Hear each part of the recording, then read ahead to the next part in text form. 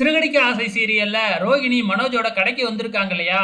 ஏற்கனவே மனோஜ் ரோகிணி கிட்ட 5 லட்சம் ரூபா கொடுத்துருக்கிறாப்ல. அதே நேரத்துல இந்த பக்கம் ஜீவாவுக்கும் நம்ம சந்தோஷுக்கும் சம்பளம் 2 மாசமா பாக்கியா இருக்கு. இத வச்சு நம்ம ஜோசியக்காரரு ஒரு பிளான போடுறாப்ல. நீ தான் ரோகிணிக்கு 5 லட்சம் ரூபா கொடுத்துருக்கல, அதை எல்லாத்தையுமா செலவு பண்ணிருப்பா? அதுல இருந்து ஒரு 50,000 வாங்கி உங்களுக்கு சம்பளத்தை போட்டுரு அப்படின்னு பிளான் போட்டு கொடுக்குறாப்ல. இந்த மனோஜும் தயங்கி தயங்கி ரோகிணி கிட்ட கேட்குறாப்ல. ரோகிணியும் உன்னைய நான் நம்புறேன் அப்படின்னு சொல்லிட்டு ரோகிணியும் பணத்தை கொடுக்க சம்மதம் தெரிவிச்சிடுறாங்க. ஆக மொத்தத்துல ரோகிணியையும் நம்ம மனோஜ் ஏமாத்திக்கிட்டு தான் இருக்கிறாப்புல. ரோகிணியே ஃப்ராடையே நம்ம மனோஜ் ஏமாத்திக்கிட்டு இருக்கிறாப்புல. இது ஒரு பக்கம் நடந்துகிட்டு இருக்கிறப்ப இந்த பக்கம் நம்ம சத்யாவும் ரேகாவும் சிந்தாமணியோட வீட்டுக்கு வந்துடுறாங்க.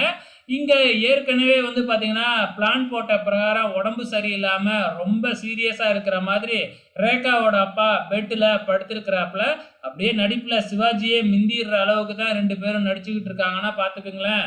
உடனே தன்னோட அப்பாவை பார்த்த உடனே பாத்தீங்கன்னா ரேகாவுக்கு ரொம்ப கஷ்டமா போயிடுது.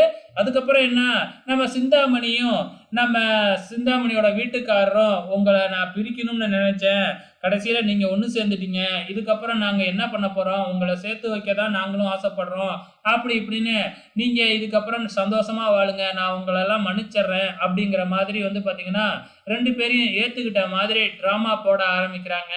அவங்களோட பிளான் என்ன அப்படின்னு பாத்தீங்கன்னா, சீதாவையும் நம்ம சத்யாவையும் அவங்க கூடயே வச்சுக்கணும், அந்த ஃபேமிலியோட சேர விடக்கூடாது அப்படிங்கிறது தான் பிளானு.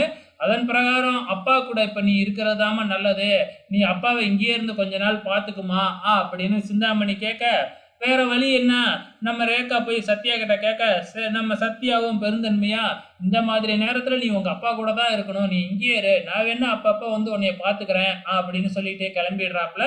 ஆக மொத்தத்துல இவங்களோட பிளான் இப்பொழுதைக்கு சக்சஸ் ஆயிடுச்சு. இந்த பக்கம் நம்ம முத்து பாத்தீங்கன்னா பூமி பூஜை போடுறதுக்கு ஏற்பாடு பண்ணிக்கிட்டு இருக்கிறாப்புல மொட்டை மாடியில. அதுக்கு அம்மா செங்கல் எடுத்து வச்சா நல்லா இருக்குமே அப்படின்னு சொல்லி நம்ம மீனா ஆசைப்படுறாங்க, மீனாவும் முத்துவும்.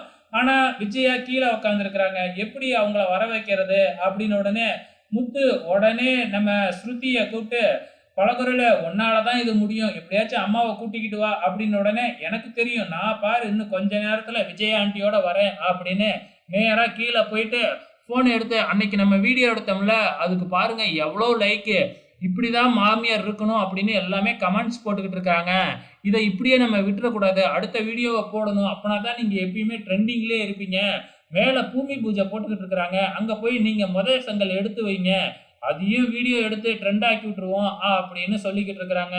அவங்க தான் என்னைய கூப்பிடவே இல்லையே, நான் எப்படி போறது அப்படின்னு விஜயா கேட்க, அப்படியெல்லாம் ஒண்ணும் இல்ல, நீங்க வாங்க நான் பாத்துக்கிறேன் அப்படின்னு விஜயாவை அங்க அழைச்சிக்கிட்டு போறாங்க.